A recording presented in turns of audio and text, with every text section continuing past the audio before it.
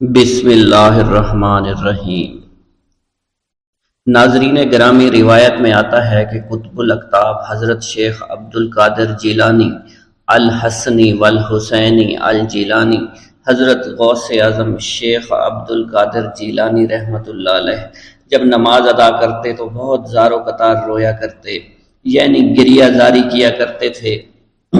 روتے روتے آپ کی ہچکی بن جایا کرتی تھی۔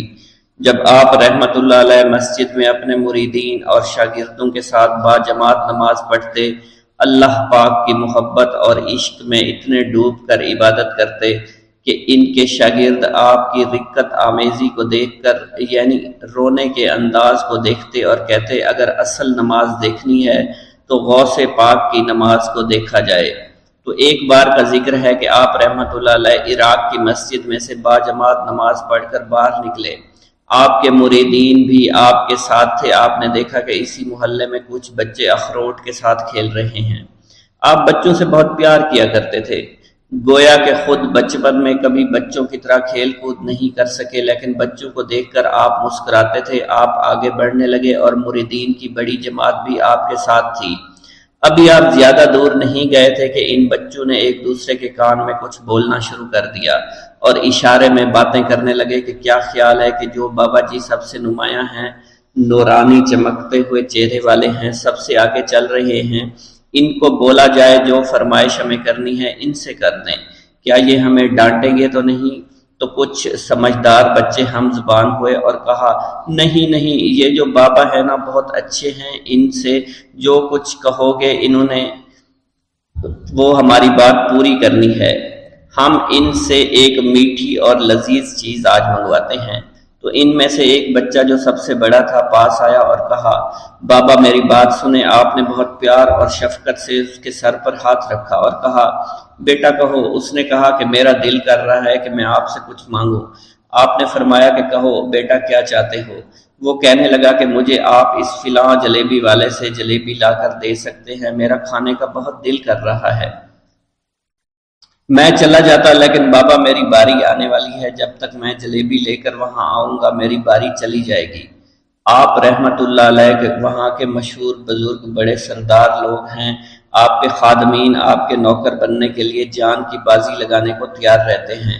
ادھر وہ بچے آپ کے رتبے کو بھی دیکھ رہے تھے اور یہ بھی دیکھ رہے تھے کہ آپ کون سی شخصیت ہے، لیکن پھر بھی اتنے سارے لوگوں کو چھوڑ کر آپ سے وہ بچہ کہتا ہے کہ بابا مجھے جلیبی لا کر دے دیں۔ بابا جی نے کہا کہ ٹھیک ہے میں لا کر دے دیتا ہوں۔ آپ کا ایک مرید آپ کے پاس آیا اور کہا حضرت آپ کیوں اس بات پر توجہ دے رہے ہیں؟ آپ اس بچے کی فرمائش پر جلیبی لا رہے ہیں۔ حضرت آپ پر میری جان قربان ہو، میں اس بچے کو جلیبی لا کر دے دیتا ہوں۔ آپ رحمت اللہ علیہ نے اسے اپنے ہاتھ کے اشارے سے منع فرمایا اور کہا اس نے مجھ سے کہا ہے نا تو میں ہی اس کی خواہش کو پورا کروں گا۔ پھر آپ رحمت اللہ علیہ اس جلیبی والے کے پاس تشریف لے گئے اور جلیبی والا کچھ دیر پہلے اداس بیٹھا ہوا تھا۔ آپ رحمت اللہ علیہ اس کی دکان میں تشریف لے گئے تو وہ خوشی خوشی سے جھومنے لگا۔ آپ رحمت اللہ علیہ نے اس جلیبی والے سے جلیبی لی، اس نے خوشی خوشی آپ رحمت اللہ علیہ کے ہاتھوں میں جلیبی تھما دی۔ وہ آدمی لگ بھگ 70 سال کا تھا، اس بڑھاپے میں بھی وہ کام کرنے پر مجبور تھا۔ اس کی آنکھوں میں آپ رحمت اللہ علیہ کو دیکھ کر آنکھوں سے آنسو آ گئے۔ اس نے روتے ہوئے کہا اللہ کا لاکھ لاکھ شکر ہے، اس نے میری دعا سن لی۔ آپ نے میری دکان میں قدم رکھے تو کئی دنوں سے آپ کے انتظار میں یہاں بیٹھا ہوا تھا۔ میں جانتا تھا کہ آپ ضرور میری دکان پر تشریف لائیں گے۔ آپ رحمت اللہ علیہ نے فرمایا تمہیں کیسے پتا تھا کہ میں تمہاری دکان پر آؤں گا؟ وہ کہنے لگا کہ حضرت عرصہ ہوا ہے، کئی مہینوں سے میرا کاروبار نہیں چل رہا تھا، میرا کاروبار دن بدن ٹھپ ہوتا جا رہا تھا، فاقوں تک کی نوبت آ گئی تھی۔ مجھے اپنی فکر نہیں تھی لیکن اپنے چھوٹے چھوٹے بچوں کی تھی۔ اس بڑھاپے میں اللہ تعالیٰ نے اولاد تو دی لیکن ان کو پالنے کا کوئی بندوبست نہیں ہو رہا تھا۔ میں نے اپنی اس پریشانی کا ذکر کسی سے کیا تو اس نے کہا کہ عراق کے ایک شہر میں چلے جاؤ، وہاں پر کوئی ایک فقیر ہے، اس سے دعا کراؤ، وہ جس کے لیے دعا کرتے ہیں اس کا کام بن جاتا ہے۔ میں اتنا پریشان تھا کہ اس آدمی کے کہنے پر اس فقیر سے ملنے چلا گیا۔ اس کی تلاش کر کے میں نے اس سے کہا تم میرے لیے دعا کرو تاکہ میرے کاروبار میں ترقی ہو جائے اور میرے رزق میں برکت ہو جائے۔ اور تنگ دستی دور ہو جائے تاکہ میں بیوی بچوں کا پیٹ پال سکوں۔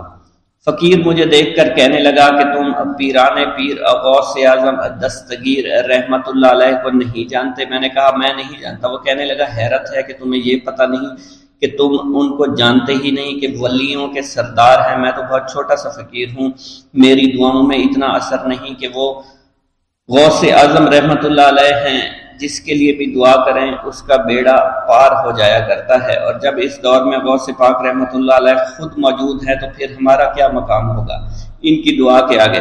ہماری دعا کچھ بھی نہیں ہے۔ میں نے کہا اگر یہ بات ہے کہ آپ سے بڑا کوئی بزرگ ہے تو مجھے بتائیے کہ غوث پاک رحمت اللہ علیہ مجھے کہاں ملیں گے اور میں کہاں جاؤں ان سے ملنے کے لیے؟ وہ کہنے لگا کہ وہ جیلان میں ہیں، تم ادھر جاؤ، ہماری کیا جرت کہ آپ کے لیے دعا کریں۔ آپ رحمت اللہ علیہ جس کے لیے بھی دعا فرماتے ہیں اس کا بیڑا پار ہو جاتا ہے، اور اس کو کہیں بول جانے کی ضرورت نہیں ہوتی۔ حضور جب اس فقیر نے مجھے یہ بات کہی تو فوراً جیلان شریف میں آ گیا، اور یہاں پر میں نے آپ کی تلاش شروع کی۔ آج دیکھیے آپ خود بخود میری دکان پر تشریف لائے ہیں،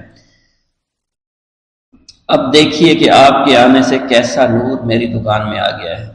حضور میرے حق میں دعا فرما دیجئے، اللہ پاک میری زندگی کو آسانیاں عطا فرمائے، مجھے اپنی بیوی اور بچوں کی بہت فکر ہے۔ آپ رحمت اللہ علیہ نے فرمایا پریشان ہونے کی ضرورت نہیں، اللہ تعالیٰ سب معاملات ٹھیک فرما دے گا۔ یہ کہہ کر آپ تشریف لے گئے، اس بچے کے پاس آئے اور اس کے ہاتھ میں جلیبی تھما دی۔ ابھی وہاں سے جانے والے تھے، دوسرا بچہ آیا، اس نے کہا کہ بابا آپ نے اسے تو جلیبی لا کر دی ہے، مجھے بھی لا کر دیں۔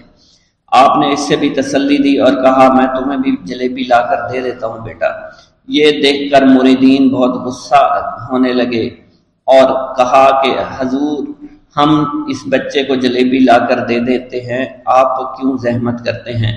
لیکن آپ نے فرمایا نہیں، یہ بچے مجھ سے کہہ رہے ہیں نا، میں ان کا نہیں ٹال سکتا۔ حضور آپ بہت مصروف شخصیت ہے، کیوں ان چھوٹے بچوں کی باتیں سن رہے ہیں؟ آپ نے ہاتھ کے اشارے سے انہیں روکا اور فرمایا اللہ تعالیٰ نے ہمیں جس کام کے لیے چنا ہے بس وہ کام ہی ہم کر رہے ہیں، تم لوگ اللہ پاک کی حکمت کو نہیں سمجھ رہے۔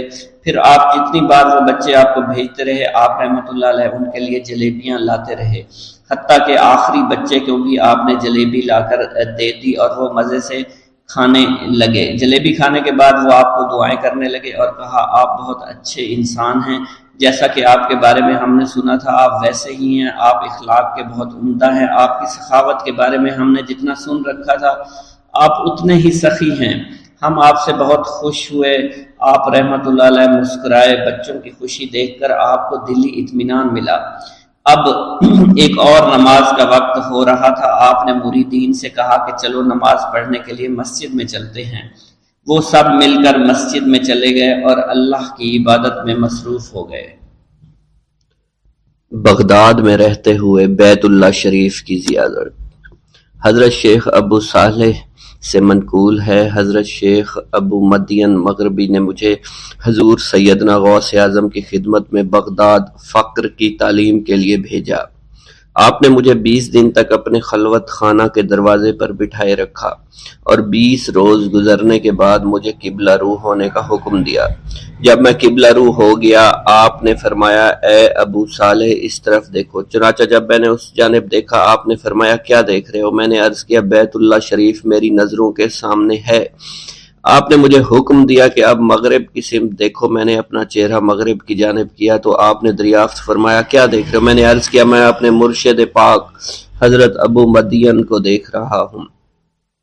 ایک مرتبہ سنان نامی عیسائی پادری نے غوث اعظم کی محفل میں حاضر ہو کر سلام عرض کیا اور حاضرین میں کھڑے ہو کر بیان دیا کہ میں یمن کا رہنے والا ہوں۔ میں نے ارادہ کیا میں اسلام قبول کروں۔ اسی دوران میرے دل پہ یہ خیال پیدا ہوا کہ میں اس دور کی سب سے بڑی شخصیت کے دست مبارک پر کلمہ پڑھوں۔ اس سوچ کے دوران مجھے نیند آ گئی۔ خواب میں مجھے حضرت سیدنا عیسیٰ علیہ السلام کی زیارت نصیب ہوئی۔ آپ نے مجھ سے ارشاد فرمایا کہ تم بغداد شریف چلے جاؤ اور شیخ عبد القادر جیلانی کے دست حق پر اسلام قبول کرو، کیونکہ اس وقت وہ روئے زمین پر تمام لوگوں میں افضل و اعلیٰ ہیں۔ حضرت شیخ عمر الکیمانی رحمۃ اللہ علیہ سے منقول ہے، ایک مرتبہ حضرت سیدنا غوث اعظم کی خدمت میں 13 لوگ دائرہ اسلام میں داخل ہونے کے لیے حاضر ہوئے۔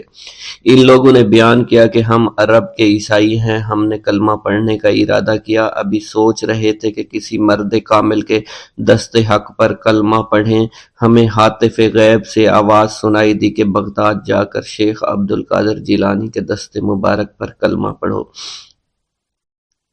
حضرت ابو الحسن علی سے منقول ہے، فرماتے ہیں ایک مرتبہ ایک جماعت کثیر کے ہمراہ حضرت سیدنا غوث اعظم کی زیارت باسعادت کے لیے روانہ ہوا۔ اسی دوران بے شمار لوگ میرے پاس آتے رہے، اپنی مشکلات کے حل کے لیے مجھ سے کہتے رہے میں حضور سیدنا غوث اعظم سے ان کی سفارش کروں گا۔ حضرت ابو الحسن علی بن ملاعب القواس فرماتے ہیں رستے میں ایک بد اخلاق لڑکا بھی ہمارے قافلے میں شامل ہو گیا۔ مجھے اس کا علم تھا کہ یہ اکثر و بیشتر ناپاک رہتا ہے اور بول و براز کے بعد استنجا بھی نہیں کرتا۔ حسن اتفاق کے حضور سیدنا غوث اعظم سے بھی رستہ میں ملاقات ہو گئی۔ حضرت ابو الحسن علی فرماتے ہیں میں نے حضور سیدنا غوث اعظم کی خدمت میں لوگوں کے پیغامات پہنچائے اور پھر مجھ سمیت میرے ساتھ تمام موجودہ لوگوں نے آپ کے ہاتھ مبارک کو ازراہ عقیدت چومنا شروع کر دیا۔ وہ فرماتے ہیں جب اس بد اخلاق لڑکے نے حضور صلی اللہ علیہ وسلم حضور سیدنا غوث اعظم رحمۃ اللہ علیہ کا ہاتھ مبارک چوما تو بے ہوش ہو کر زمین پر گر پڑا۔ جب اس کو ہوش آیا تو اس کے چہرہ پر داڑھی نمودار ہو چکی تھی اور اس نے آپ کے دست حق پر توبہ کی، پھر اس کا شمار نیکوں میں ہوا۔ حضرت شیخ زین الدین فرماتے ہیں میں نے حضور سیدنا غوث اعظم سے علم حاصل کیا۔ اللہ عز و جل نے مجھے 1 سال میں اتنا علم دیا کہ دوسروں کو وہ علم 20 سال میں بھی نصیب نہ ہوا ہوگا۔ میں نے آپ سے مصر جانے کی اجازت طلب کی تو آپ نے فرمایا دمشق پہنچ کر غازیوں کو مصر میں داخل ہونے کے لیے تیار پائے گا تاکہ اس پر قابض ہو جائیں، مگر ان سے کہنا وہ ہرگز کامیاب نہیں ہوں گے، ہاں دوسری مرتبہ وہ ضرور کامیاب ہوں گے۔ حضرت شیخ زین الدین فرماتے ہیں جب میں دمشق پہنچا میں نے وہی حال پایا، آپ نے بیان فرمایا میں نے ان سے کہا تو وہ نہ رکے۔ جب میں مصر پہنچا میں نے خلیفہ کو ان کو مقابلے کے لیے تیار کیا، میں نے خلیفہ سے کہا گھبراؤ نہیں، تم کامیاب ہو جاؤ گے۔ جب غازی مصر پہنچے تو ان کو شکست ہوئی۔ شیخ زین الدین فرماتے ہیں خلیفہ نے مجھے اپنا ندیم خاص مقرر کر دیا اور اپنے ہر راز سے مجھے واقفیت دے دی۔ پھر دوسری مرتبہ غازی آئے، انہوں نے مصر پر قبضہ کر لیا۔ مجھے حضور سیدنا غوث اعظم کے قول کے مطابق ہر ایک سے 1.5 لاکھ دینار ملے۔ مجھے مصر میں ہر خاص و عام میں مقبولیت حاصل ہو چکی تھی اور بے شمار لوگ میرے واعظ سے مستفیض ہونے لگے تھے۔ حضرت سیدنا غوث اعظم شیخ عبد القادر جیلانی کی خدمت میں ایک عورت حاضر ہوئی، آپ سے دعا کی درخواست کی کہ اس کے ہاں اولاد ہو۔ آپ نے مراقبہ میں جا کر لوح محفوظ کا مشاہدہ کیا تو وہاں لکھا تھا اس عورت کی قسمت میں اولاد نہیں ہے۔ آپ نے اللہ کے حضور اس کے لیے دعا فرمائی، غیب سے ندا آئی اس کے ہاں اولاد نہیں، آپ اس کے حق میں دعا جاری رکھیں، یہاں تک کہ غیب سے آپ کو ندا آئی کہ ہم نے آپ کی دعا کی بدولت اس کو 7 لڑکے عطا فرمائے۔ چنانچہ اس عورت کے ہاں یکے بعد دیگرے 7 لڑکوں کی دعا کی پیدائش ہوئی۔ حضرت شیخ ابو الخیر منقول ہے، فرماتے ہیں میں شیخ ابو حسن اور شیخ خلیل بن احمد اور شیخ ابو عبداللہ کی خدمت میں حاضر تھے۔ آپ نے فرمایا تم سب اپنی اپنی حاجات بیان کرو، میں انشاءاللہ تمہاری حاجات پوری کروں گا۔ شیخ ابو سعود نے کہا کہ میں ترک دنیا اختیار کرنا چاہتا ہوں۔ شیخ ابو قائد نے کہا میں مجاہدی کی قوت چاہتا ہوں۔ شیخ ابوالزاز نے کہا کہ میں خوف الہی چاہتا ہوں۔ شیخ فارسی نے کہا اللہ کے ساتھ میرا ایک حال ہے جسے میں کھو بیٹھا میں چاہتا ہوں کہ میرا وہ حال لوٹ آئے۔ شیخ جمیل نے کہا میں حفظ وقت چاہتا ہوں۔ شیخ عمر نے کہا کہ میں علم کی زیادتی چاہتا ہوں۔ حضرت شیخ ابو الخیر محفوظ فرماتے ہیں حضور سیدنا غوث اعظم نے فرمایا انشاءاللہ تم سب کی حاجات جلدی پوری ہوں گی۔ چنانچہ آپ کا قول پورا ہوا اور تمام لوگوں کی حاجات پوری ہوئی ماں سوائے شیخ خلیل کے، کیونکہ حضرت شیخ خلیل نے قطبیت مانگی تھی جس کا ابھی وقت نہیں آیا تھا۔ حضرت ابو سعود فرماتے ہیں حضرت شیخ حماد دباس کی خدمت میں حاضر ہو کر عرض کیا، حضور میں ملک شام کی جانب مال تجارت لے کر جانا چاہتا ہوں اور میرا یہ قافلہ تیار ہے، میرے پاس 700 دینار کا مال ہے۔ حضرت شیخ حماد دباس نے فرمایا، اگر تم اس سال سفر کرو گے تو تم سفر میں ہی قتل کر دیے جاؤ گے اور تمہارا تمام مال و اسباب لوٹ لیا جائے گا۔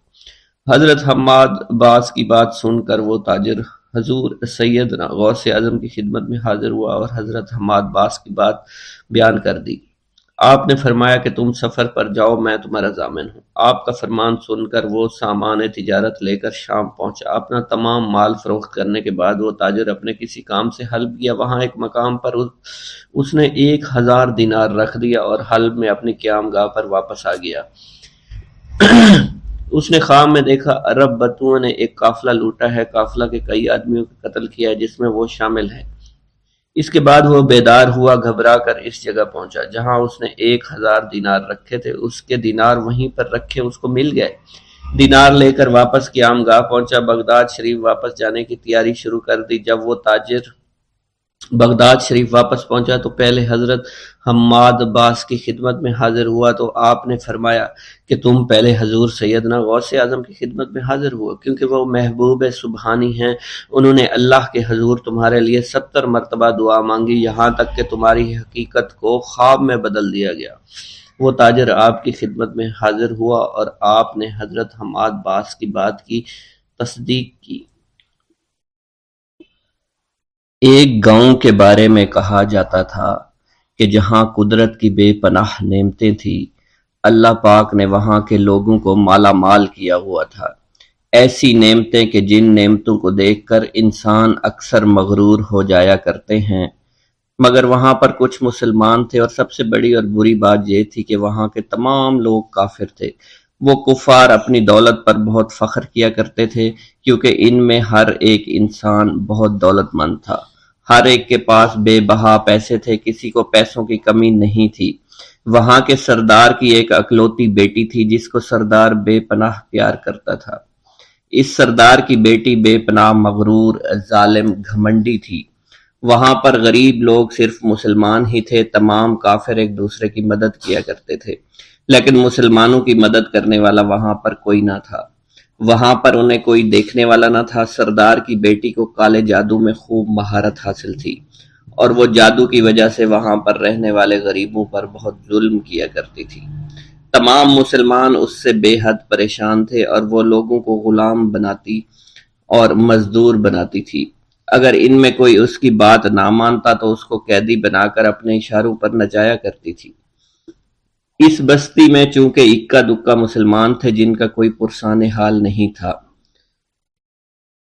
کوئی بھی ان کو بچانے والا نہیں تھا۔ جب وہ سردار کی بیٹی کے ظلم حد سے بڑھ گئے تو مسلمانوں میں سے ایک بوڑھے شخص نے اللہ کے حضور گڑ گڑا کر دعائیں کی، اے اللہ ہمارے چند نسلیں جو یہاں پر بچی ہوئی ہیں، ان نسلوں کو تو بچا لے۔ یہ سردار کی بیٹی جس نے ہمارا جینا دشوار کر رکھا ہے، یہاں کوئی بھی انسان ہمارا حال نہیں پوچھتا اور نہ ہی ہمارے پاس مال و دولت ہے اور نہ ہی ہمارے پاس جسمانی طاقت بچی ہے۔ یا اللہ ہمارے لیے کوئی ایسا بندہ بھیج جو نہ صرف طاقتور ہو بلکہ اس جادوگرنی یعنی سردار کی بیٹی کو بھی ہرا سکے۔ اللہ رب العزت نے اس بوڑھے کی دعا کو قبول فرمایا اور یوں اس جگہ پر ایک اللہ والے کو بھیج دیا، اور وہ اللہ والے ایسے ہی بستی میں داخل نہیں ہوئے بلکہ ایک دن کچھ عجیب واقعہ ہوا۔ ان کافروں کا سردار جنگل میں سیر سپاٹے کرتے ہوئے نکلا تھا، بڑی شان سے چلتا ہوا وہ سفر کر رہا تھا۔ اچانک ایک زہریلا سانپ اس کے سامنے آیا۔ اس زہریلے سانپ نے بادشاہ کو ڈس لیا اور وہ بے ہوش ہو کر زمین پر گر پڑا اور تڑپنے لگا۔ اس کے جو ساتھی تھے انہوں نے جب اپنے سردار کو یوں تڑپتا ہوا دیکھا اور سردار کی غیر حالت دیکھی تو کہ جسے ایک زہریلے سانپ نے کاٹ لیا ہے، تو وہ فوراً اسے اٹھا کر گھر لے آئے تاکہ اسے بچانے کے لیے کچھ کیا جا سکے۔ اس لڑکی نے اپنے باپ کی جب یہ حالت دیکھی تو اپنے آس پاس کے بڑے بڑے حکیموں کو بلایا، لیکن عجیب بات یہ تھی کہ لاکھ کوشش کے باوجود زہر نکالنے میں سارے ناکام ہو رہے تھے اور زہر تیزی کے ساتھ اس کے جسم میں پھیلتا چلا جا رہا تھا۔ لیکن اسی وقت وہاں ایک درویش کی آمد ہوئی، ایک اللہ والے آئے، ان اللہ پاک نے اس مقصد کے تحت وہاں بھیجا تھا۔ اس اللہ کے ولی نے سردار کے گھر پر پہنچ کر دروازے کو کھٹکھٹایا۔ نوکروں نے پوچھا کون ہو، کس سے ملنا ہے؟ اس نے کہا میں نے سنا ہے کہ یہاں کے سردار کو سانپ نے ڈس لیا ہے۔ نوکر کہنے لگے کہ تمہیں کیسے پتا چلا کہ یہاں کے سردار کو سانپ نے ڈس لیا ہے؟ تم تو ہمیں اجنبی لگتے ہو، ہم نے تمہیں آج تک یہاں نہیں دیکھا ہے۔ اس نے کہا میں مسافر ہوں اور مجھے خبر ملی ہے کہ یہاں کے سردار کو ایک زہریلے سانپ نے ڈس لیا ہے اور کوئی بھی اس کا علاج نہیں کر پا رہا۔ نوکروں نے کہا تم کون ہو؟ اللہ والے نے کہا میں حکیم ہوں اور میں ان کے علاج کی غرض سے یہاں آیا ہوں۔ وہ نوکر اللہ والے کی حالت دیکھ کر ہنسنے لگے، کیونکہ آپ نے پھٹے پرانے کپڑے پہن رکھے تھے اور دیکھنے سے بہت غریب معلوم ہوتے تھے۔ وہ نوکر کہنے لگے کہ اتنے بڑے سردار کا علاج کرو گے؟ ارے یہاں تو اس کے پاس بڑے بڑے حکیم بلائے گئے ہیں، ہمارے سردار کے پاس پیسوں کی کوئی کمی نہیں ہے، اور وہ تم جیسے غریب سے بھلا کیوں علاج کروائیں گے؟ درویش نے کہا اگر تم چاہتے ہو تمہارے سردار کی جان بچ جائے پھر مجھے اندر جانے دو۔ غلام کہنے لگا ٹھیک ہے، ہم اندر جا کر اجازت لے کر آتے ہیں۔ نوکر اندر گئے، سردار کی بیٹی سے کہا ایک غریب آیا ہے، کپڑوں سے فقیر معلوم ہوتا ہے، لیکن کہتا ہے میں سردار کا علاج کر سکتا ہوں اور میں سردار کا علاج کروں گا۔ جو زہر تیزی کے ساتھ جسم میں پھیل رہا ہے میں اس کو باہر نکال پھینک کروں گا۔ اس کی بیٹی کہنے لگی ٹھیک ہے بلا لو۔ جب وہ اللہ والے اس کے گھر کے اندر گئے تو دیکھا سردار تڑپ رہا تھا، ٹانگ کو بار بار بستر پر پٹخ رہا تھا۔ اللہ والے نے اس کے پیر کی طرف دیکھا جہاں سانپ نے اس کو کاٹا تھا، اسی جگہ اللہ والے نے تھوک دیا، فوراً وہاں سے بھاگ گئے۔ اس کے سارے سپاہی اس کی بیٹی دیکھ کر حیران رہ گئے کہ یہ بھلا کون سا دیوانہ ہے، کمرے میں آیا، علاج کی بجائے اسی جگہ پر تھوک دیا جہاں صرف کاٹا تھا، اور بھاگ بھی گیا، اس کو کوئی گرفتار نہیں کر سکا۔ سردار کی بیٹی غصے میں تل ملا اٹھی کہ اس نے جو گستاخی کی ہے اس کی کوئی بات نہیں، تھوک کو میں صاف کروا دوں گی، مگر اس کو تو میں ابھی گرفتار کرواتی ہوں۔ اور اس نے اپنے سردار کے ایک نوکر سے کہا کہ اس تھوک کو صاف کرو۔ اس نوکر نے تھوک کو صاف کرنے کی بجائے اس کو اچھی طرح سے ٹانگ پر مل دیا۔ لڑکی نے کہا کیا کر رہی ہو؟ اس فقیر نے میرے باپ کی ٹانگ پر تھوک دیا، اب اس تھوک کو تم مل رہے ہو؟ حکیم نے اپنے ہاتھ کے اشارے سے سردار کے بیٹے کو روک دیا۔ جیسے اس تھوک کو سردار کی ٹانگ پر ملا گیا فوراً سارا زہر ختم ہو گیا۔ جو ٹانگ کٹنے کے قابل تھی وہ ٹانگ بالکل ٹھیک ہو چکی تھی، جو نیلی پڑ چکی تھی اب اصلی حالت میں آہستہ آہستہ واپس آ رہی تھی۔ اور جب وہ قبیلے کا سردار بالکل ٹھیک ہو گیا، ہوش میں آ گیا، تو حیران رہ گیا۔ اسے بتایا کہ فقیر بابا کے تھوک کی وجہ سے آپ ٹھیک ہوئے ہیں۔ اس نے کہا وہ بزرگ تو ہمارے لیے مسیحا ہے، تم لوگوں نے انہیں جانے کیوں دیا؟ انہیں میرے پاس لے کر آؤ، انہوں نے ہم پر بہت بڑا احسان کیا ہے، ہم اس کے احسان کا بدلہ ضرور چکائیں گے۔ اس کی بیٹی جو خاموشی سے باپ کو دیکھ رہی تھی اس نے کچھ بھی نہ کہا۔ گاؤں کے سردار کے کہنے پر سارے سپاہی اللہ والے کو ڈھونڈنے کے لیے نکل گئے۔ وہ چاروں طرف پھیل گئے لیکن کہیں بھی اللہ والے کا پتہ نہیں چل رہا تھا۔ پھر جب سپاہی تلاش کرتے کرتے جنگل میں داخل ہوئے، وہاں ایک درخت کے نیچے ایک آدمی کو عبادت کرتے ہوئے دیکھا۔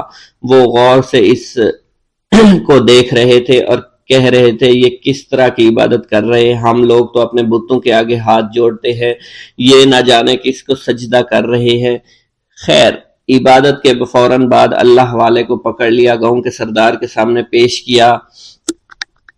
وہ کہنے لگا آپ کون ہیں اور کہاں سے آئے ہیں؟ سب سے پہلے تو میں گستاخی کی معافی چاہتا ہوں، میرے لوگوں نے آپ کے ساتھ بڑی بدتمیزی کی، لیکن آپ کی وجہ سے آج میں زندہ ہوں۔ ہم گناہ گاروں کی وجہ سے آپ جیسے لوگوں کو بہت تکلیف ہوئی ہے، اس لیے میں معذرت چاہتا ہوں۔ آپ سے درخواست کرتا ہوں کہ آپ میری طرف سے یہ قیمتی لباس یعنی کپڑے اور عربی گھوڑا قبول کیجئے۔ اللہ والوں نے اس کی طرف مسکرا کر دیکھا اور کہا یہ گھوڑا، یہ لباس بہت قیمتی ہے، مگر یہ لباس پہن کر اس گھوڑے کے لیے گھاس کاٹوں گا تو کیا اچھا لگوں گا؟ سردار نے کہا فکر نہ کریں، گھوڑے کے ساتھ ساتھ ہم آپ کو نوکر بھی دیں گے۔ اللہ والے نے کہا کہ اتنی مال و دولت اور نوکروں کے ساتھ میں اکیلا رہوں گا؟ گاؤں کا سردار بولا حضور آپ کی یہ بات سن کر میں سوچ میں گم ہو گیا ہوں، لیکن یہ میری بیٹی آپ کے سامنے حاضر ہے۔ بیٹی حیرت سے اپنے باپ کو دیکھ رہی تھی کہ میرا باپ اب کیا کہنے والا ہے۔ سردار نے کہا میری بیٹی جسے آپ نے دیکھ لیا ہے اس کی شادی میں آپ سے کر دوں گا، مگر ایک شرط ہے کہ آپ کو اپنے مذہب کو چھوڑنا پڑے گا۔ میرے سپاہیوں نے آپ کو عبادت کرتے ہوئے دیکھا ہے، جہاں تک ہمارے معمولات ہیں ہم بتوں کے آگے سجدہ کرتے ہیں اور ان کی عبادت کرتے ہیں، اور آپ جس کے آگے سجدہ کرتے ہیں وہ اللہ ہے، یعنی آپ مسلمان ہیں، اس لیے آپ کو اپنا مذہب چھوڑنا پڑے گا۔ کیا آپ ایسا کر سکتے ہیں؟ اللہ والے نے کہا کہ مجھے ایک بات بتائیے، آپ سب کچھ دیکھ رہے ہیں، آپ نے مجھے یہ بھی دعا دی کہ میری اولادیں ہوں اور آپ کی نسل آپ کی بیٹی سے چلے گی۔ مجھے ایک بات بتائیں، اگر ان بچوں میں سے کسی بچے کو خدا نہ خواستہ کچھ ہو گیا تو کس کو رونا پڑے گا؟ سردار نے جواب دیا اگر خدا نہ خواستہ کچھ ایسا ہوا تو رونا مجھ کو ہی پڑے گا۔ اللہ والا نے مسکرا کر کہا اگر یہ سارا مال لے کر مجھے رونا ہی پڑا تو آپ اپنا گھوڑا، اپنی دولت، اپنی بیٹی، ہر چیز اپنے پاس رکھ لو، میں خوش ہوں، میں مسلمان ہوں، میں ٹھیک ہوں۔ اگر یہ تمام چیزیں لے کر مجھے اپنا محلہ چھوڑنا پڑے تو میں اپنی جان دے کر بھی اپنے مذہب کو نہیں چھوڑوں گا۔ جس طرح آپ نے مجھے نوازا ہے، میں اسی رب کے دین کو چھوڑ کر چلا جاؤں گا۔ صرف چند پیسوں کی خاطر میں ہر دن پیسہ نہیں کر سکتا، اور اپنی درویشی میں بہت خوش ہوں۔ اللہ نے مجھے جس مقصد کے لیے بھیجا تھا وہ میرا مقصد پورا ہو جائے گا۔ گاؤں کے سردار نے پوچھا، یہ کہہ کر وہ اللہ والے جانے لگے تو سردار نے درویش کو رک جانے کا کہا اور کہنے لگے میں نے مال دے کر تمہیں آزمایا اور تمہیں پرکھا، لیکن تم اپنے مذہب کو چھوڑنے پر راضی نہیں ہو۔ اگر تم یہی سب کرنے آئے تھے تو تمہیں اس بات کا ڈر نہیں؟ کیا تم نہیں جانتے ہم کتنے طاقتور ہیں، اور میری بیٹی اپنے عمل میں اتنی ماہر ہے کہ تمہیں یہاں کھڑے کھڑے ابھی جنگلی جانور بنا سکتی ہے۔ اللہ والے نے کہا کہ اس نے جنگلی جانور کمزور لوگوں کو بنایا ہوگا، یہ مجھے جانور بنا کر تو دکھائے۔ اس سے پہلے کہ گاؤں کا سردار اپنی بیٹی سے کچھ کہتا کہ اس پر وار کرو، اللہ والے نے جادوگرنی پر ایسی پھونک ماری کہ وہ اسی وقت ایک بہت بڑی چھپکلی بن گئی۔ وہ کچھ بھی نہیں کر پا رہی تھی، وہ چھپکلی اتنی بڑی تھی کہ وہاں پر جتنے بھی انسان کھڑے تھے ان سب میں سب سے زیادہ اونچا اس کا قد تھا۔ وہ چھپکلی اللہ والے کے پاس آئی، اپنا زہر اس پر اگلنا چاہتی تھی کہ اسی وقت اس نے اس کے منہ پر تھوک دیا۔ تھوکنے کی دیر تھی، وہ چھپکلی جلنے لگی اور جس سے گرمی کی وجہ سے اس کا چہرہ پگھل رہا تھا، اس کا چہرہ جل کر کالا ہو چکا تھا، وہ مرنے والی تھی کہ سردار دوڑتا ہوا قدموں میں آ کر گر پڑا اور معافی مانگنے لگا اور کہنے لگا حضور اس گستاخی کے لیے میں معذرت خواہ ہوں، آپ مجھے معاف کر دو، میں نے سچ میں آپ کو بہت کمزور سمجھا تھا، آپ کو آپ کا مذہب سے ہٹانا چاہا تھا۔ اگر میری بیٹی ٹھیک ہو جائے تو میں سچ کہتا ہوں یہاں پر جتنے لوگ ہیں ہم پوری کی پوری بستی مسلمان ہو جائیں گے۔ اللہ والے نے کہا کہ ہم تمہیں اپنے دین میں شامل کرنے کے لیے یہ سب نہیں کر رہے، بلکہ تم لوگ مسلمان بھائیوں پر جو ظلم کرتے ہو وہ ظلم کو ختم کرنے کے لیے ہم یہاں آئے ہیں۔ ہمارے دین میں جبر اور ظلم نہیں۔ اگر تمہارے بیٹی سے انسان بن کر سدھر جاتی ہے تو اس کو اس کی اصلی حالت میں لانے کے لیے میں خود کو اللہ کی بارگاہ میں پیش کروں گا اور دعا کروں گا۔ سردار کہنے لگا کہ ہاں میری بیٹی اصلی حالت میں اگر آ جائے تو پھر ہم کسی پر ظلم و ستم نہیں کریں گے، اور میں دل سے اپنی بیٹی کے لیے معافی چاہتا ہوں۔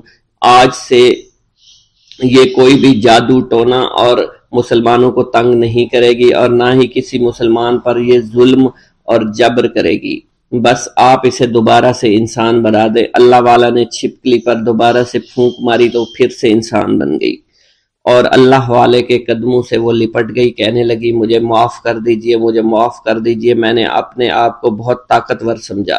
اس لڑکی کا آدھا چہرہ جل چکا تھا اور کالا ہو چکا تھا، وہ کہنے لگی کہ آج اپنے باپ کے ساتھ میں آپ کے دست مبارک پر مسلمان ہونا چاہتی ہوں۔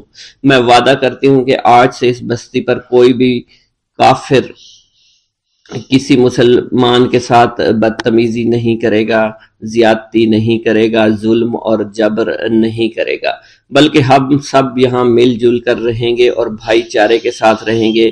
ہم سب مسلمان ہو جائیں گے اور پھر یوں اللہ والے کے ہاتھوں پوری بستی کا سردار اور اس کی بیٹی نے اسلام قبول کر لیا، اور سردار نے اللہ والے سے اپنی بیٹی کا نکاح کر دیا، اور پھر اس بستی میں ہمیشہ کے لیے امن و امان قائم ہو گیا۔ بھوک اللہ کے خزانوں میں سے ایک خزانہ ہے۔ حضرت شیخ ابو محمد فرماتے ہیں، ایک روز میں حضور سیدنا غوث اعظم کی خدمت میں ایسی حالت میں حاضر ہوا کہ فاقہ سے تھا، اور میرے اہل و عیال بھی کئی دنوں سے بھوکے تھے۔ میں نے آپ کی خدمت میں سلام عرض کیا تو آپ نے میری دلی کیفیت کو بھانپتے ہوئے فرمایا، اے جونی، بھوک اللہ تعالیٰ کے خزانوں میں سے ایک خزانہ ہے، اور اللہ عز و جل جس کو دوست رکھتا ہے اس کو فاقہ کی نعمت عطا فرما دیا کرتا ہے۔ حضرت شیخ زین الدین فرماتے ہیں، ایک مرتبہ میں اور ایک میرا دوست حج کی ادائیگی کے بعد بغداد شریف آئے۔ بغداد شریف میں ہم کسی کو جانتے نہیں تھے اور ہمارے پاس صرف ایک قبضہ کمان تھی، جسے فروخت کر کے ہم نے کچھ چاول خریدے اور انہیں پکایا۔ ہم ان چاولوں سے سیر نہ ہو سکے اور نہ ہی ہمیں کوئی لطف محسوس ہوا۔ بعد ازاں ہم حضور سیدنا غوث اعظم کی محفل میں حاضر ہوئے تو آپ کچھ کلام فرما رہے تھے۔ ہمیں دیکھتے ہی آپ نے اپنا کلام قطع کر لیا اور فرمانے لگے، حجاز مقدس سے کچھ مہمان آئے اور ان کے پاس قبضہ کمان کے سوا کچھ نہ تھا، جسے انہوں نے فروخت کر کے چاول خریدے اور انہیں پکا کر کھایا، لیکن نہ ہی وہ سیر ہوئے اور نہ ہی لطف اندوز۔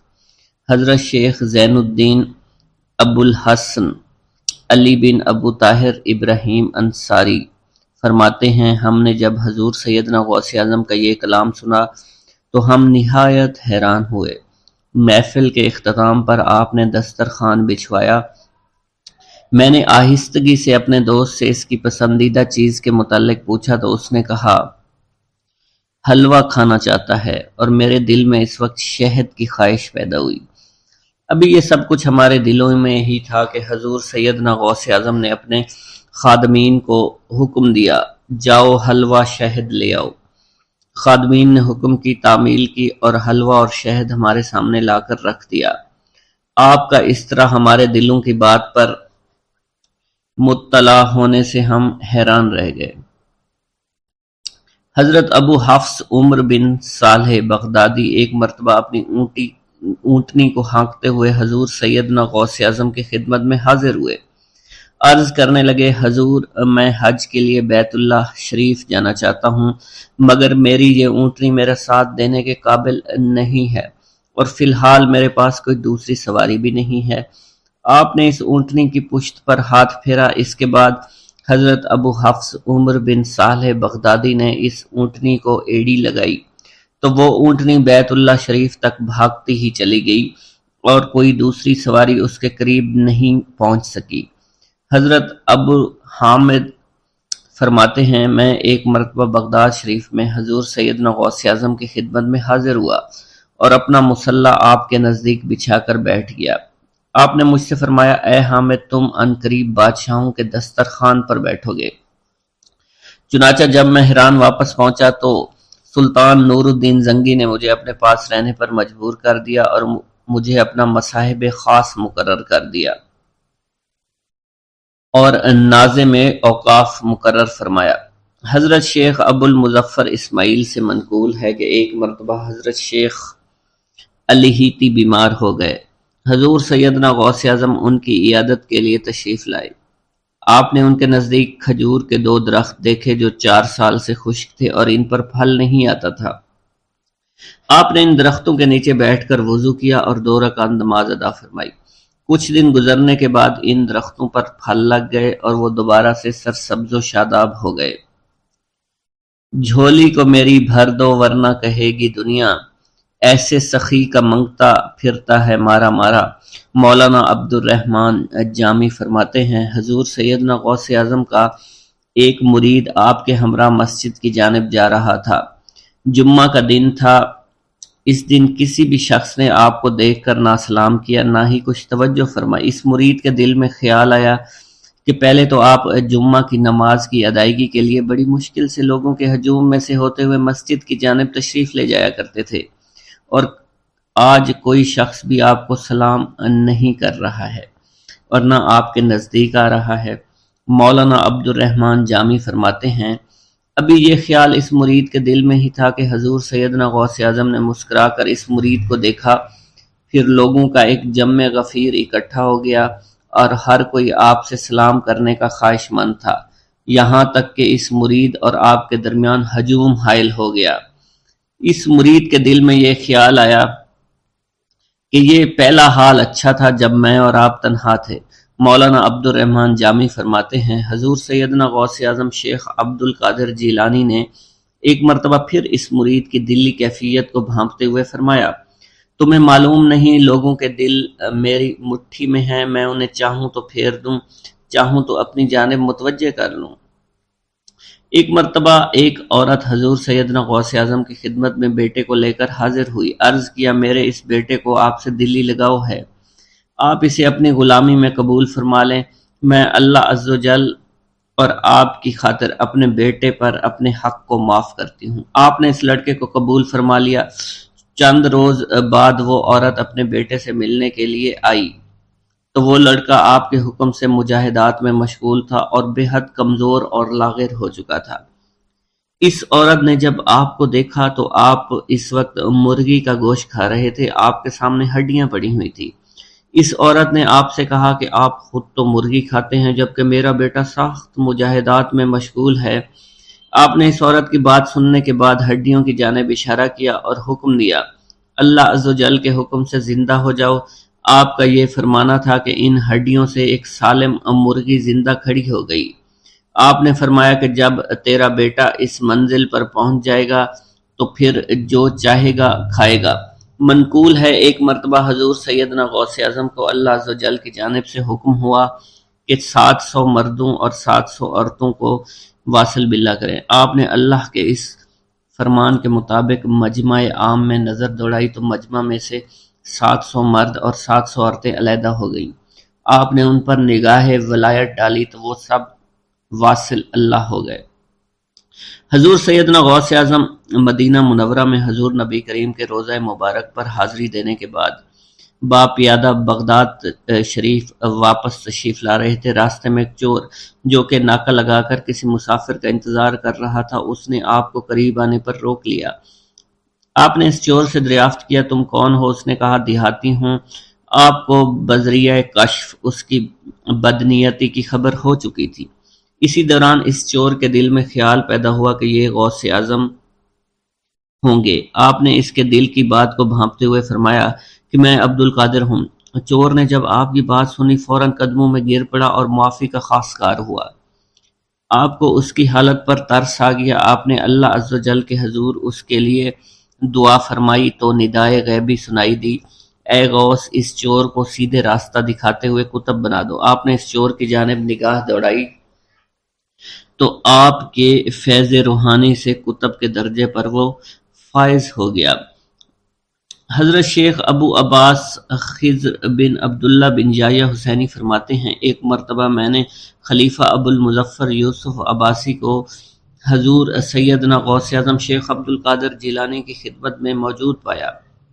اس نے آپ سے کسی کرامت کو دیکھنے کی درخواست کی اور کہا کہ اس سے میرا دل مطمئن ہو جائے گا۔ حضور سیدنا غوث اعظم حضرت سیدنا شیخ عبد القادر جیلانی نے خلیفہ سے پوچھا کہ تو کیا چاہتا ہے؟ اس نے کہا کہ ایک سیب، اور اس وقت عراق میں سیبوں کا موسم نہ تھا۔ آپ نے اپنے دست مبارک فضا میں بلند کیا اور دیکھتے ہی دیکھتے آپ کے ہاتھ میں 2 سیب آ گئے۔ آپ نے ایک سیب ابو المظفر کو دیا اور دوسرا خود رکھ لیا۔ ابو المظفر نے جب اپنا سیب چیرا تو اس میں سے کیڑا نکل آیا۔ اس نے جب اپنا سیب چیرا تو یہ اندر سے سفید تھا، اس میں سے کستوری کی خوشبو آ رہی تھی۔ ابو المظفر نے وجہ دریافت کی تو آپ نے فرمایا، اس سیب میں سے کیڑا اس وجہ سے نکلا کیونکہ اس سیب کو ظالم کا ہاتھ لگا ہوا تھا۔ حضرت شیخ ابو محمد سے مروی ہے، ایک مرتبہ میں حضور سیدنا غوث اعظم کی خدمت میں بغداد شریف حاضر ہوا۔ کچھ دنوں تک آپ کے ہاں قیام پذیر رہا اور روحانی فیوز و برکات سے مالا مال ہوا۔ بعد ازاں جب میں واپس اپنے ملک مصر روانہ ہونا لگا تو آپ نے مجھ سے فرمایا کہ کبھی کسی سے کوئی چیز مت مانگنا۔ پھر آپ نے اپنی انگشت شہادت میرے منہ میں ڈالی اور فرمایا کہ اسے اچھی طرح چوسو۔ چنانچہ میں نے آپ کے فرمان کے مطابق ایسا ہی کیا۔ جب میں آپ سے اجازت لینے کے بعد واپس اپنے ملک مصر روانہ ہوا تو بغداد شریف سے مصر تک کی طویل مسافت کے دوران مجھے کچھ بھوک محسوس نہیں ہوئی، اور میں جوں جوں آگے بڑھتا رہا اپنے جسم میں توانائی کو پہلے سے زیادہ پاتا۔ بغداد میں رہتے ہوئے بیت اللہ شریف کی زیارت۔ حضرت شیخ ابو صالح سے منقول ہے، حضرت شیخ ابو مدین مغربی نے مجھے حضور سیدنا غوث اعظم کی خدمت میں بغداد فقر کی تعلیم کے لیے بھیجا۔ آپ نے مجھے 20 دن تک اپنے خلوت خانہ کے دروازے پر بٹھائے رکھا اور 20 روز گزرنے کے بعد مجھے قبلہ رو ہونے کا حکم دیا۔ جب میں قبلہ رو ہو گیا، آپ نے فرمایا اے ابو صالح اس طرف دیکھو۔ چنانچہ جب میں نے اس جانب دیکھا، آپ نے فرمایا کیا دیکھ رہے ہو؟ میں نے عرض کیا بیت اللہ شریف میری نظروں کے سامنے ہے۔ آپ نے مجھے حکم دیا کہ اب مغرب کی سمت دیکھو۔ میں نے اپنا چہرہ مغرب کی جانب کیا تو آپ نے دریافت فرمایا کیا دیکھ رہے ہو؟ میں نے عرض کیا میں اپنے مرشد پاک حضرت ابو مدین کو دیکھ رہا ہوں۔ ایک مرتبہ سنان نامی عیسائی پادری نے غوث اعظم کی محفل میں حاضر ہو کر سلام عرض کیا اور حاضرین میں کھڑے ہو کر بیان دیا کہ میں یمن کا رہنے والا ہوں۔ میں نے ارادہ کیا میں اسلام قبول کروں۔ اسی دوران میرے دل پہ یہ خیال پیدا ہوا کہ میں اس دور کی سب سے بڑی شخصیت کے دست مبارک پر کلمہ پڑھوں۔ اس سوچ کے دوران مجھے نیند آ گئی۔ خواب میں مجھے حضرت سیدنا عیسیٰ علیہ السلام کی زیارت نصیب ہوئی۔ آپ نے مجھ سے ارشاد فرمایا کہ تم بغداد شریف چلے جاؤ اور شیخ عبد القادر جیلانی کے دست حق پر اسلام قبول کرو، کیونکہ اس وقت وہ روئے زمین پر تمام لوگوں میں افضل و اعلیٰ ہیں۔ حضرت شیخ عمر الکیمانی رحمۃ اللہ علیہ سے منقول ہے، ایک مرتبہ حضرت سیدنا غوث اعظم کی خدمت میں 13 لوگ دائرہ اسلام میں داخل ہونے کے لیے حاضر ہوئے۔ ان لوگوں نے بیان کیا کہ ہم عرب کے عیسائی ہیں، ہم نے کلمہ پڑھنے کا ارادہ کیا، ابھی سوچ رہے تھے کہ کسی مرد کامل کے دست حق پر کلمہ پڑھیں۔ ہمیں ہاتف غیب سے آواز سنائی دی کہ بغداد جا کر شیخ عبد القادر جیلانی کے دست مبارک پر کلمہ پڑھو۔ حضرت ابو الحسن علی سے منقول ہے، فرماتے ہیں ایک مرتبہ ایک جماعت کثیر کے ہمراہ حضرت سیدنا غوث اعظم کی زیارت باسعادت کے لیے روانہ ہوا۔ اسی دوران بے شمار لوگ میرے پاس آتے رہے، اپنی مشکلات کے حل کے لیے مجھ سے کہتے رہے میں حضور سیدنا غوث اعظم سے ان کی سفارش کروں گا۔ حضرت ابو الحسن علی بن ملاعب القواس فرماتے ہیں رستے میں ایک بد اخلاق لڑکا بھی ہمارے قافلے میں شامل ہو گیا۔ مجھے اس کا علم تھا کہ یہ اکثر و بیشتر ناپاک رہتا ہے اور بول و براز کے بعد استنجا بھی نہیں کرتا۔ حسن اتفاق کے حضور سیدنا غوث اعظم سے بھی رستہ میں ملاقات ہو گئی۔ حضرت ابو الحسن علی فرماتے ہیں میں نے حضور سیدنا غوث اعظم کی خدمت میں لوگوں کے پیغامات پہنچائے اور پھر مجھ سمیت میرے ساتھ تمام موجودہ لوگوں نے آپ کے ہاتھ مبارک کو ازراہ عقیدت چومنا شروع کر دیا۔ وہ فرماتے ہیں جب اس بد اخلاق لڑکے نے حضور سیدنا غوث اعظم رحمت اللہ علیہ کا ہاتھ مبارک چوما تو بے ہوش ہو کر زمین پر گر پڑا۔ جب اس کو ہوش آیا تو اس کے چہرہ پر داڑھی نمودار ہو چکی تھی اور اس نے آپ کے دست حق پر توبہ کی، پھر اس کا شمار نیکوں میں ہوا۔ حضرت شیخ زین الدین فرماتے ہیں میں نے حضور سیدنا غوث اعظم سے علم حاصل کیا۔ اللہ عز و جل نے مجھے 1 سال میں اتنا علم دیا کہ دوسروں کو وہ علم 20 سال میں بھی نصیب نہ ہوا ہوگا۔ میں نے آپ سے مصر جانے کی اجازت طلب کی تو آپ نے فرمایا دمشق پہنچ کر غازیوں کو مصر میں داخل ہونے کے لیے تیار پائے گا تاکہ اس پر قابض ہو جائیں، مگر ان سے کہنا وہ ہرگز کامیاب نہیں ہوں گے، ہاں دوسری مرتبہ وہ ضرور کامیاب ہوں گے۔ حضرت شیخ زین الدین فرماتے ہیں جب میں دمشق پہنچا میں نے وہی حال پایا، آپ نے بیان فرمایا، میں نے ان سے کہا تو وہ نہ رکے۔ جب میں مصر پہنچا میں نے خلیفہ کو ان کو مقابلے کے لیے تیار کیا، میں نے خلیفہ سے کہا گھبراؤ نہیں، تم کامیاب ہو جاؤ گے۔ جب غازی مصر پہنچے تو ان کو شکست ہوئی۔ شیخ زین الدین فرماتے ہیں خلیفہ نے مجھے اپنا ندیم خاص مقرر کر دیا اور اپنے ہر راز سے مجھے واقفیت دے دی۔ پھر دوسری مرتبہ غازی آئے، انہوں نے مصر پر قبضہ کر لیا۔ مجھے حضور سیدنا غوث اعظم کے قول کے مطابق ہر ایک سے 1.5 لاکھ دینار ملے۔ مجھے مصر میں ہر خاص و عام میں مقبولیت حاصل ہو چکی تھی اور بے شمار لوگ میرے واعظ سے مستفیض ہونے لگے تھے۔ حضرت سیدنا غوث اعظم شیخ عبد القادر جیلانی کی خدمت میں ایک عورت حاضر ہوئی، آپ سے دعا کی درخواست کی کہ اس کے ہاں اولاد ہو۔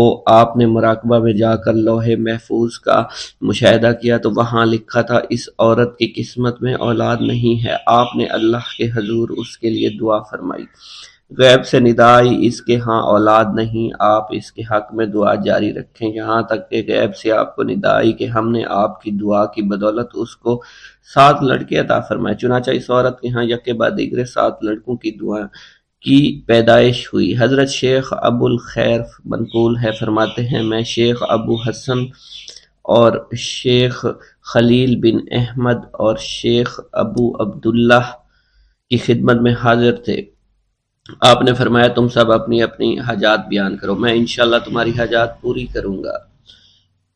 شیخ ابو سعود نے کہا کہ میں ترک دنیا اختیار کرنا چاہتا ہوں۔ شیخ ابو قائد نے کہا میں مجاہدی کی قوت چاہتا ہوں۔ شیخ ابوالزاز نے کہا کہ میں خوف الہی چاہتا ہوں۔ شیخ فارسی نے کہا اللہ کے ساتھ میرا ایک حال ہے جسے میں کھو بیٹھا میں چاہتا ہوں کہ میرا وہ حال لوٹ آئے۔ شیخ جمیل نے کہا میں حفظ وقت چاہتا ہوں۔ شیخ عمر نے کہا کہ میں علم کی زیادتی چاہتا ہوں۔ حضرت شیخ ابو الخیر محفوظ فرماتے ہیں حضور سیدنا غوث اعظم نے فرمایا انشاءاللہ تم سب کی حاجات جلدی پوری ہوں گی۔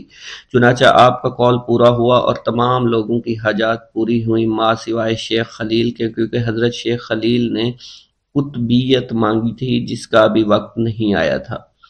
حضرت ابو سعود فرماتے ہیں حضرت شیخ حماد دباس کی خدمت میں حاضر ہو کر عرض کیا حضور میں ملک شام کی جانب مال تجارت لے کر جانا چاہتا ہوں اور میرا یہ قافلہ تیار ہے، میرے پاس 700 دینار کا مال ہے۔ حضرت شیخ حماد دباس نے فرمایا اگر تم اس سال سفر کرو گے تو تم سفر میں ہی قتل کر دیے جاؤ گے اور تمہارا تمام مال و اسباب لوٹ لیا جائے گا۔ حضرت حماد باس کی بات سن کر وہ تاجر حضور سیدنا غوث اعظم کی خدمت میں حاضر ہوا اور حضرت حماد باس کی بات بیان کر دی۔ آپ نے فرمایا کہ تم سفر پر جاؤ، میں تمہارا ضامن ہوں۔ آپ کا فرمان سن کر وہ سامان تجارت لے کر شام پہنچا۔ اپنا تمام مال فروخت کرنے کے بعد وہ تاجر اپنے کسی کام سے حلب گیا، وہاں ایک مقام پر اس نے 1000 دینار رکھ دیا اور حلب میں اپنی قیام گاہ پر واپس آ گیا۔ اس نے خواب میں دیکھا عرب بتوؤں نے ایک قافلہ لوٹا ہے، قافلہ کے کئی آدمیوں کو قتل کیا ہے جس میں وہ شامل ہے۔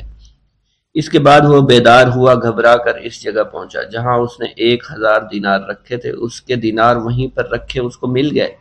دینار لے کر واپس قیام گاہ پہنچا، بغداد شریف واپس جانے کی تیاری شروع کر دی۔ جب وہ تاجر بغداد شریف واپس پہنچا تو پہلے حضرت حماد باس کی خدمت میں حاضر ہوا تو آپ نے فرمایا کہ تم پہلے حضور سیدنا غوث اعظم کی خدمت میں حاضر ہوا، کیونکہ وہ محبوب سبحانی ہیں، انہوں نے اللہ کے حضور تمہارے لیے 70 مرتبہ دعا مانگی یہاں تک کہ تمہاری حقیقت کو خواب میں بدل دیا گیا۔ وہ تاجر آپ کی خدمت میں حاضر ہوا اور آپ نے حضرت حماد باس کی بات کی تصدیق کی۔